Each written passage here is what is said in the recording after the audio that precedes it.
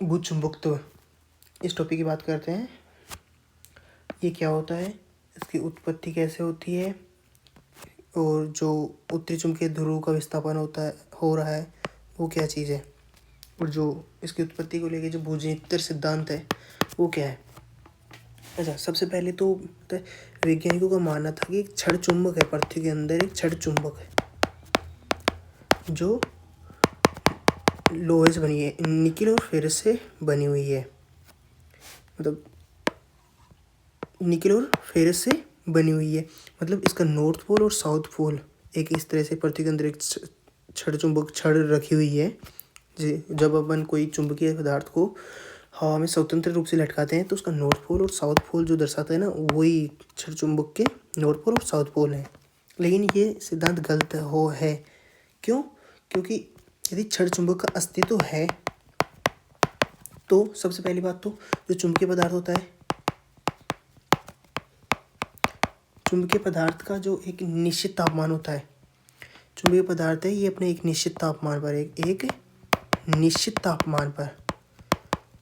एक निश्चित तापमान पर तक ही ये अपना चुंबकीय गुण दर्शाते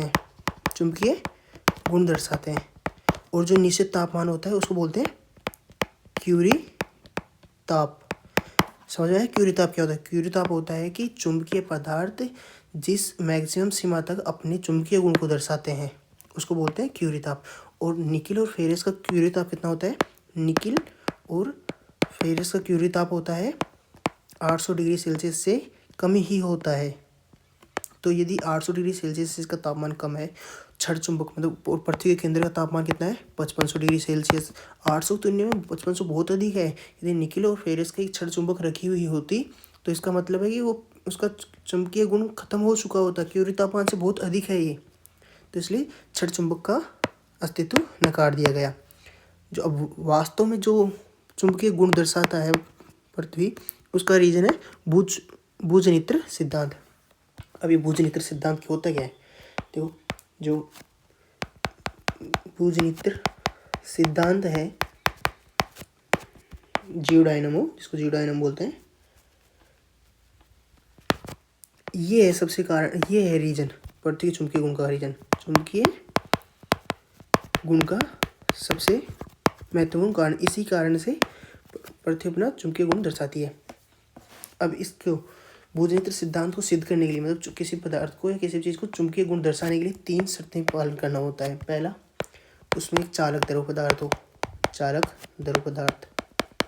दूसरा, उसकी निश्चित गति हो, गति में एक रूपता होनी चाहिए, निश्चित गति हो। तीसरा, एक सूक्ष्म चुंबकीय क्षेत्र मौजूद होना चाहिए, सूक्ष्म चुंबकीय क्षेत्र पहले से ही मौजूद होना चाहिए। तो अब पृथ्वी के को इन तीनों शर्तों कैसे पूरा करती है? देखो, जो बाह्य कोर होता है, अभी अपन बात कर रहे थे पिछले वाले चैप्टर में, बाह्य कोर, उसमें निकिल और फेरस द्रव अवस्था में पाया जाता है और उसकी एक निश्चित घूर्णन के कारण एक निश्चित गति भी है। इसी कारण ये दोनों शर्तें पूरी हो रही हैं। सूक्ष्म चुंबकीय क्षेत्र अब कहाँ से आएगा? सूक्ष्म क्षेत्र आता है अपने सूर्य से। जो सूर्य का चुंबकीय क्षेत्र है उसका प्रभाव के कारण पृथ्वी के आंतरिक कोर को भी सूक्ष्म चुंबकीय क्षेत्र की मौजूदगी प्राप्त हो जाती है। और इसी कारण, इन तीनों को कारणों को पूरा करने के कारण भूजनित्र सिद्धांत सिद्ध होता है और पृथ्वी का चुंबकीय क्षेत्र उत्पन्न होता है। चुंबकीय क्षेत्र उत्पन्न होता है। समझ आया पृथ्वी का चुंबकीय क्षेत्र कैसे बनता है? तो मतलब चुंबकीय क्षेत्र का उत्पन्न होता है, पृथ्वी में सबसे ज़्यादा चुंबकीय क्षेत्र उत्पन्न करने की सबसे ज़्यादा भागीदारी किसकी है? बाह्य कोर की। कैसे? इसमें निकिल और फेरस तरल अवस्था में पाए जाते हैं, इस कारण भूजनित्र सिद्धांत की सभी शर्तों को पूरा करते हैं और एक चुंबकीय गुण उत्पन्न करते हैं। अब बात करते हैं मैग्नेटिक पोल के लिए। तो जो पृथ्वी का मैग्नेटिक पोल वगैरह कैसे क्या है इसकी बात करते हैं। देखो, इसके लिए एक डायग्राम बनाते हैं। ये हो गई अपनी पृथ्वी। अपना जो पृथ्वी है 23.5 डिग्री अक्ष पर झुकी हुई है, तो इस कारण ये सीधा नहीं होगा, तिरछा। इसका ये हो गया ज्योग्राफिक नॉर्थ पोल और ज्योग्राफिक साउथ पोल। ये तो ज्योग्राफिक है, मतलब जो जियोमैग्नेटिक नहीं, ज्योग्राफिक नॉर्थ पोल और ज्योग्राफिक साउथ पोल है। और ये है, यदि चुंबकीय गुण के आधार पर अपन नॉर्थ पोल और साउथ पोल देखा जाए तो ये नॉर्थ पोल है जियोमैग्नेटिक, जियोमैग्नेटिक नॉर्थ पोल, और ये है जियोमैग्नेटिक साउथ पोल। ये हो गया ज्योग्राफिक इक्वेटर हो गया। तो जियोमैग्नेटिक, अब इसके अकॉर्डिंग देखेंगे जियोमैग्नेटिक नॉर्थ पोल और जियोमैग्नेटिक साउथ पोल के अकॉर्डिंग यदि अपन इसका इक्वेटर जियोमैग्नेटिक इक्वेटर देखेंगे तो वो ये बनता है। और इनके बीच में ज्योग्राफिक नॉर्थ पोल और ज्योग्राफिक नॉर्थ पोल और जियोमैग्नेटिक नॉर्थ पोल के बीच में जो दूरी है वो है 11.5 डिग्री की, और इसको बोलते हैं दिक्पात कोण। समझ में? दिक्पात कोण क्या है? ज्योग्राफिक नॉर्थ पोल और ज्योग्राफिक नॉर्थ पोल और जियोमैग्नेटिक नॉर्थ पोल के बीच की जो दूरी है, जो कोणीय दूरी है, वो है दिक्पात कोण। ये कितना होता है? 11.5 डिग्री का। ओके,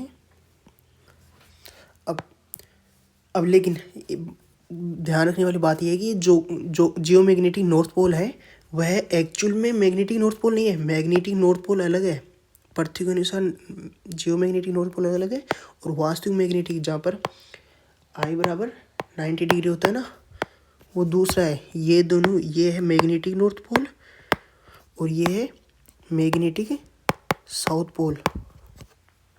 तो ये बात ध्यान रखनी की है। वैसे इससे पर्सन नहीं आते, लेकिन नॉर्मल बेसिक अपनी पृथ्वी के बारे में जानकारी होना जरूरी है ना, कि अपना ज्योग्राफिक नॉर्थ पोल और जियोमैग्नेटिक नॉर्थ पोल अलग अलग हैं।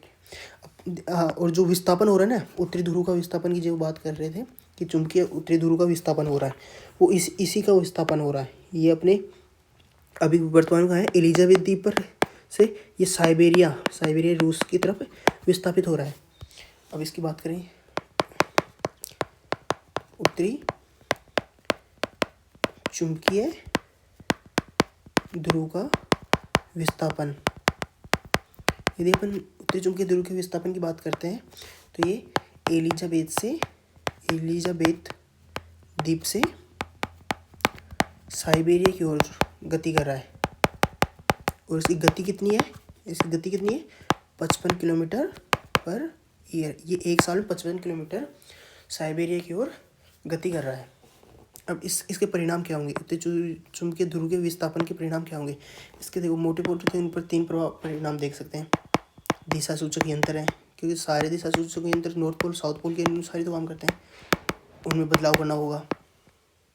दूसरा, आधुनिक नेविगेशन है। जो पनडुब्बी वगैरह होती हैं वो नेविगेशन का उपयोग करते हैं। यदि ये नॉर्थ पोल बदल जाएगा तो इनमें भी काफ़ी समस्या आएगी।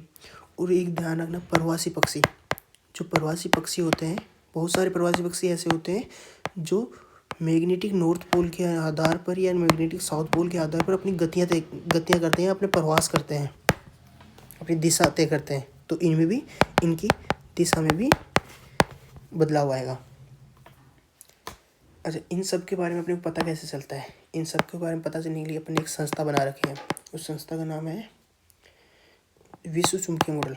विश्व चुंबकीय मॉडल, जो संस्था विश्व चुंबकीय मॉडल प्रस्तुत करती है, प्रत्येक 5 साल में यह मॉडल अपना जारी करती है। लास्ट टाइम ये 2020 में आना था, जिसको 2019 में कर दिए थे। इसके बाद अभी शायद 2023 या 24 में वापस आया है, इसका कंफर्म मुझे नहीं पता।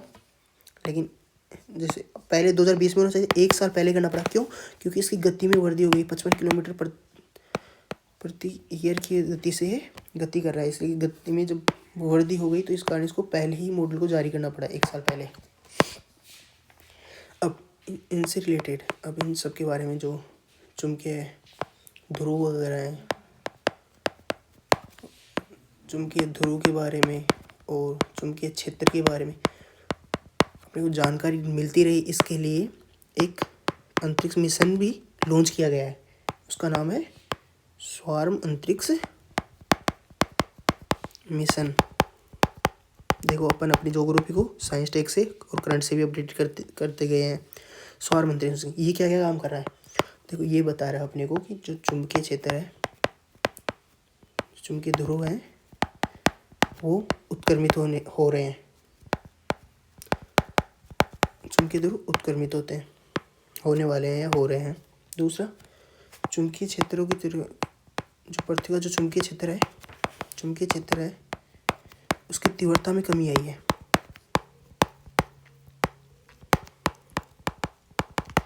पृथ्वी के चुंबकीय क्षेत्र की तीव्रता में कमी आई। तो अब ये ध्यान रखना, जो चुंबकीय क्षेत्र उत्क्रमित हो रहा है ये ऐसा नहीं है कि पहली बार हो रहा है, ये अतीत में भी बहुत बार होता है। और इसके बारे में जानकारी अपने को कहाँ से मिलती है, जब अपन पढ़ेंगे कि सागर नीतल प्रश्नल का जो सिद्धांत है उसको पढ़ेंगे तो वहाँ पता चलेगा कि जो मध्य महासागरीय कटक है ना, उसके पास की जो चट्टानें हैं उनमें चुंबकीय बदलाव आता रहे, जैसे north pole south pole, north pole south pole. Same इससे पहले इससे आगे वाले चट्टान का south pole north pole, south pole north pole. तो इन चीज़ों से पता चलता है कि